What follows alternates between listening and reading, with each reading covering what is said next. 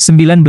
Turunkan daya toleransi Anda terhadap stres. Kita cenderung menilai tinggi orang-orang yang selalu berhadapan dengan stres tinggi, yang dapat menangani beban stres yang berat. Bila ada orang yang berkata, "Saya sudah bekerja keras," atau "Saya benar-benar stres," kita terbiasa mengagumi, bahkan berusaha menandingi, perilaku tersebut. Dalam pekerjaan saya sebagai konsultan stres, saya mendengar kalimat ini diucapkan dengan bangga. Saya memiliki daya toleransi yang tinggi terhadap stres.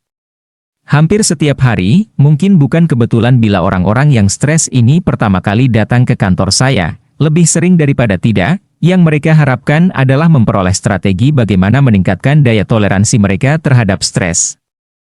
Lebih tinggi daripada yang sebelumnya dapat mereka terima. Untungnya, ada hukum yang tak bisa ditawar-tawar lagi dalam bidang emosi yang berbunyi seperti ini. Tingkat stres kita sama dengan daya toleransi kita terhadap stres. Orang-orang yang berkata, "Saya dapat mengatasi begitu banyak stres," memang selalu berada dalam keadaan stres sebanyak yang mereka katakan. Jadi, bila kita mengajari orang untuk meningkatkan daya toleransinya terhadap stres, itulah sebenarnya stres yang harus dihadapinya. Mereka justru akan menerima lebih banyak kebingungan dan tanggung jawab sampai tingkat eksternal stres mereka sama dengan daya toleransi mereka. Biasanya butuh berbagai jenis krisis untuk menyadarkan orang yang mengalami stres dari kegilaannya ditinggal pasangan hidup.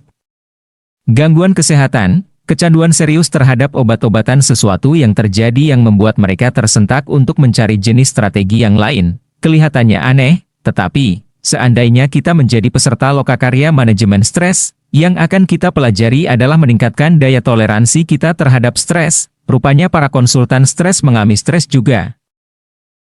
Yang harus kita lakukan adalah mengenali tanda-tanda stres begitu stres itu muncul. Sebelum stres itu tak dapat kita kendalikan, bila kita merasa pikiran kita bergerak terlampau cepat, itulah waktunya untuk mundur dan mendapatkan kembali arah kita. Bila kita sudah merasa kewalahan dengan jadwal kita, itulah tandanya kita harus memperlambat diri dan mengevaluasi kembali apa yang lebih penting, bukannya mengeluarkan energi untuk melakukan semua yang ada di daftar tugas. Bila kita merasa kehilangan kendali dan tidak bisa menikmati apa yang kita lakukan, ketimbang menyingsingkan lengan baju dan membereskan semuanya, strategi yang lebih baik adalah menyantaikan diri, menarik napas dalam-dalam, dan jalan-jalan sebentar. Kita akan mendapati bahwa bila kita dapat mencegah diri kita mengalami terlalu banyak stres sejak dini, sebelum semuanya lepas kontrol, stres kita tak akan seperti bola salju yang menggelinding menuruni bukit. Bila kecil masih dapat dikelola dan mudah dikendalikan, bila daya geraknya sudah terkumpul, sangat sulit, bahkan tak mungkin, dihentikan.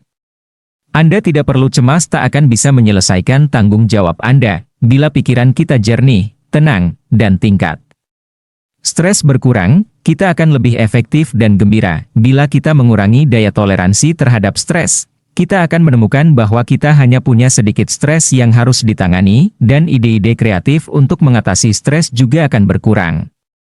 Bila kita sudah merasa kewalahan dengan jadwal kita, itulah tandanya kita harus memperlambat diri dan mengevaluasi kembali apa yang lebih penting, bukannya mengeluarkan energi untuk melakukan semua yang ada di daftar tugas.